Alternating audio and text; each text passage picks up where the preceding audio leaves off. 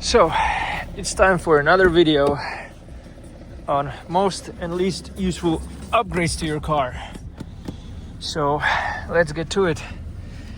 A very important disclaimer, because I figured out a lot of comments would be in a lieu of what about downpipes, what about EGR delete, what about stage 1, stage 2, stage a million.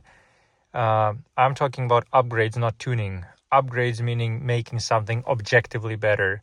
Tuning means making something tuned better for your taste. It doesn't make a thing better necessarily, it just makes it better for you. Like when you're tuning your audio system and suddenly you decide to put more bass in it. It doesn't make it better audio system, it just makes it better for you. Same with the engine, same with the gearbox and everything. So not tuning, upgrades. So in my opinion, there are two types of upgrades. There are cosmetic upgrades and there are functional upgrades.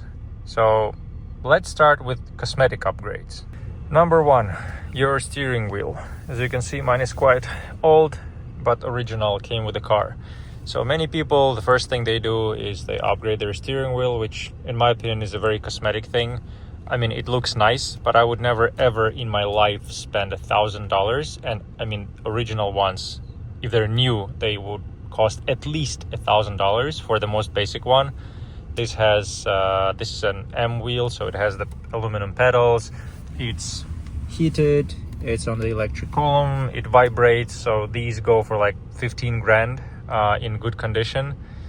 Never ever in my life I would pay that for the steering wheel, but a lot of people like it. So to me, that's a cosmetic upgrade. Number 2 would be your leather dashboard. Another cosmetic upgrade. I don't have it. I want to have it, but they're quite expensive. Number 3 would be your leather Alcantara headliners. Also a nice option, but they're only coming in black, and I don't like black roofs. Makes the car feel smaller. So again, up to you. So the next cosmetic upgrade would be the ceramic knobs and buttons and gear shifter, and this one, very nice looking thing, quite expensive, not that easy to find, but makes your car look a little bit more classy. The next thing would be the rims. Again, very cosmetic, don't do much to your car except for making you turn your head. And with the rims, very close is the AMPAC. So I wish I had an AMPAC, I don't. I think my car looks pretty good with an AMPAC in my color, specifically the gray, like silver gray, whatever this one is called, and probably the white LED rear taillights, the original ones. I think this color of a car, this one and the red one, in my opinion, are the only ones where it actually looks pretty good. I think with a lot of others, they look quite fake and they look a little bit like Honda Civic in Need for Speed Underground 2 from back in the days, where you could tune your headlights and taillights.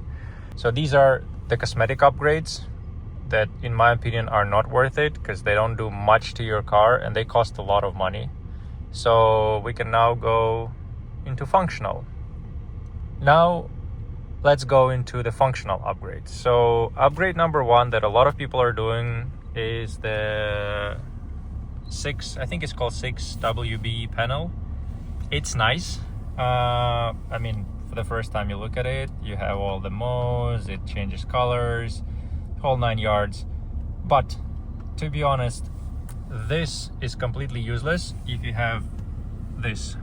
I don't know if it will focus on it or not, but if you do have head-up display, you don't really need any of that, because on head-up display, if I turn on the music, I can scroll through songs. I hope you know that it's only blinking on your screen, it's not blinking in the real life, it's just the camera. But I see all of my navigation here, turn by turn.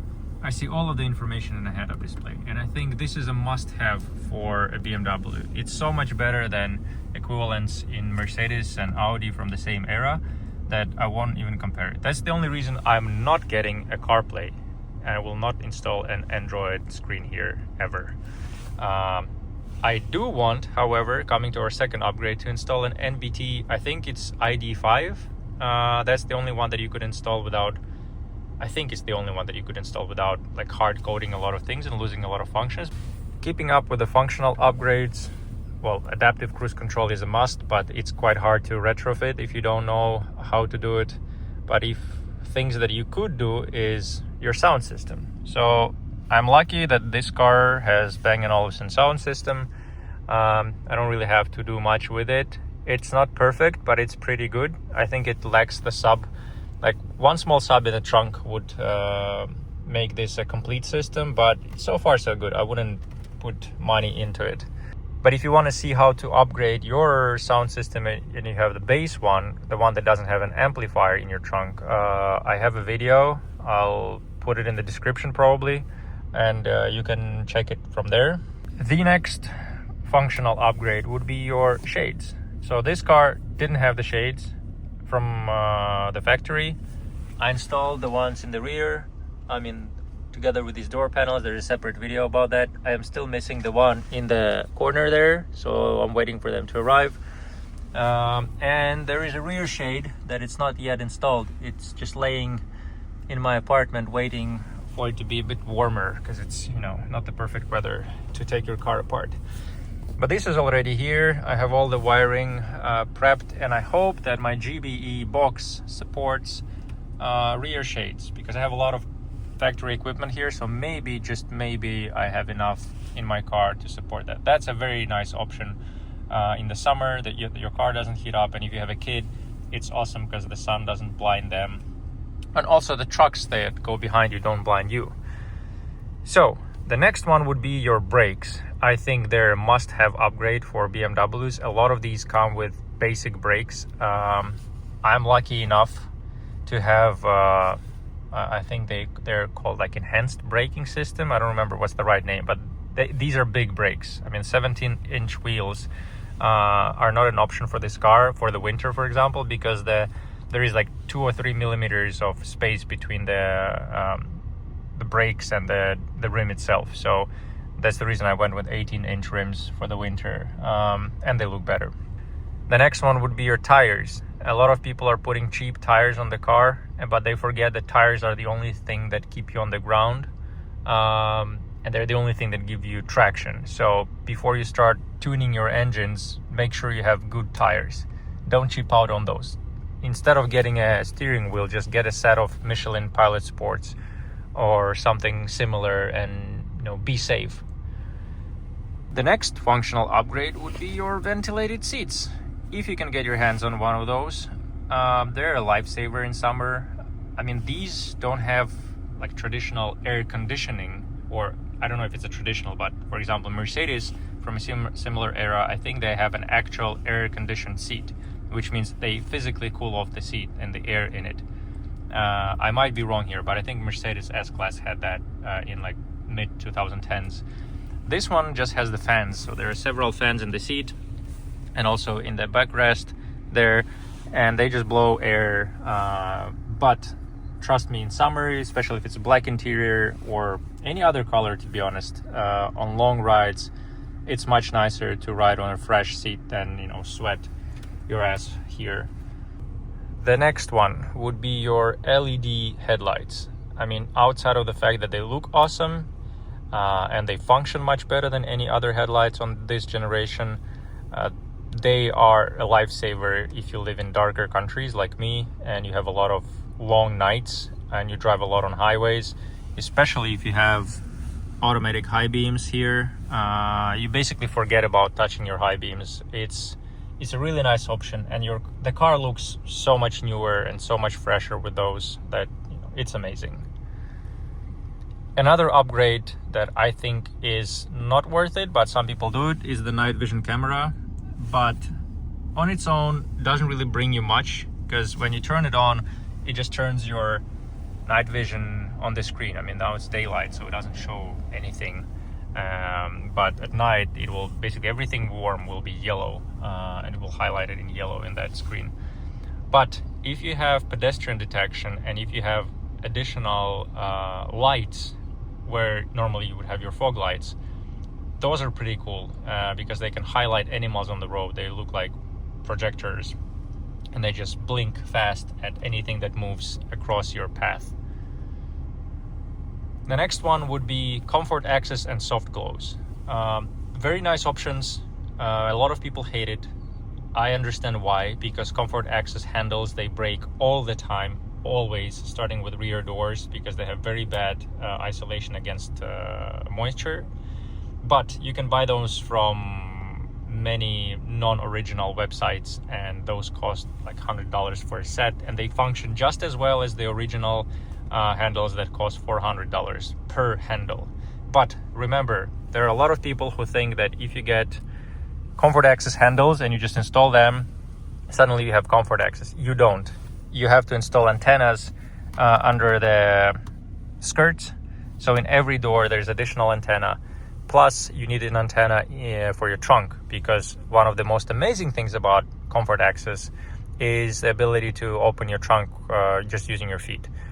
I thought it was a gimmick until I started carrying things to the car, and suddenly I don't have to touch my car. Or for example, if it's dirty, I don't have to touch the trunk. I can just swing my leg and it opens. Oh yes, and I almost forgot, because you can see I even got already new pants because I had to go back home, and then I remembered about a few more upgrades, or actually one more upgrade that's I think is quite important, and that's the trailer hook. So there are a few options of how you can install it. There is an electric one, which comes as a base option on some BMWs. I mean, not a base option, but option you can actually order from the factory.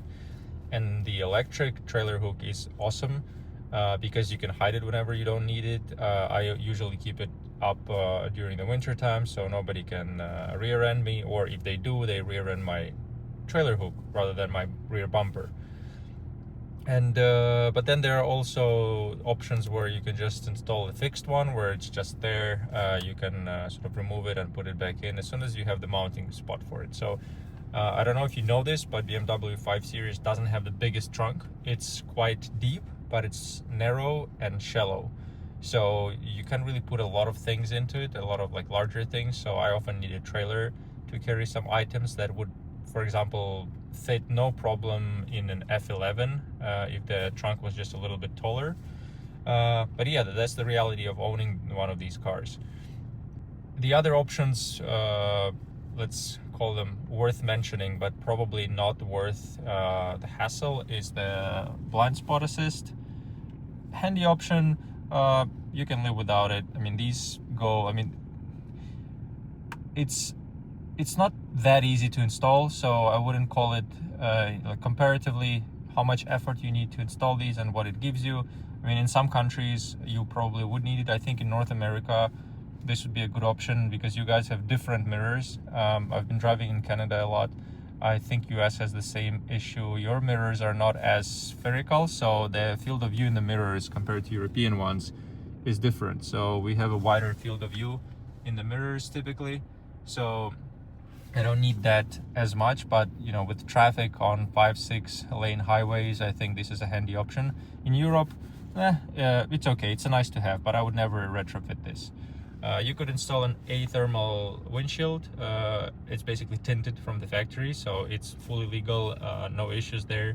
It's they say they reduce the UV radiation by like 20%, I think. It is a little bit cooler during the summer, and it looks nice. It has this blue shade to it, so it's a nice sort of looking thing. But again, these windshields, they cost, like, especially if you have head-up displays, they cost, I don't know, like $1,000 plus. So is it worth it? And then we probably come to the sort of winter packages. So heated steering wheel, awesome. Heated rear bench is a nice upgrade if you carry passengers on the back seat often. And Webasto, which is your engine heater. Here in Finland we use these sort of I wouldn't call them Webastas. They function in a similar way, where they heat up your coolant, and they're connected to an actual fan here that warms up your car, and you can remove that during the summertime. There's just an electric plug underneath, so that's sort of an equivalent. It's cheaper than a Webasto, because Webasto, the original BMW Webasto, if you try to retrofit it, it would run you like $2,000 or more. It's much more handy because you just press a button on the key and the car warms up. This thing, it takes longer. Webasto I think is 5 kilowatts. This is like 1.5. You can go to like 2.5. So again, it's best case scenario, it's twice as slow. Worst case scenario, it's 5 times as slow, because there are 1 kilowatt options. And we plug them in these kinds of, on the parking lot we have these things. No, it doesn't want to focus because there's snow on the window. But yeah, basically every parking place, almost every parking place, has an electric plug where you can plug your car in and warm it up. So that's a handy option in the cold winters, because you come into the car, the engine is warm, the interior is warm-ish, and you can just drive off immediately. So this was my list of upgrades that I think are either worth it or not. As I said, cosmetic upgrades are subjective. I mean, some people will do anything to make their car look good, but then, you know, put the cheapest tires, the worst brakes, the, you know, wouldn't care about the interior or how the car feels on the road, wouldn't service their cars. Then there are the others who don't care about cosmetic ones, but their cars are in perfect conditions, fully stock, nothing is changed.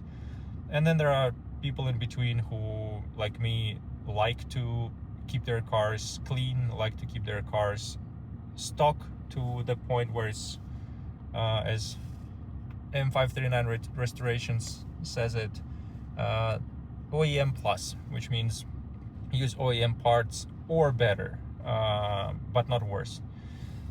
And then you also do some cosmetic upgrades to it. So you can upgrade your wheels, you can upgrade your bumpers and fenders.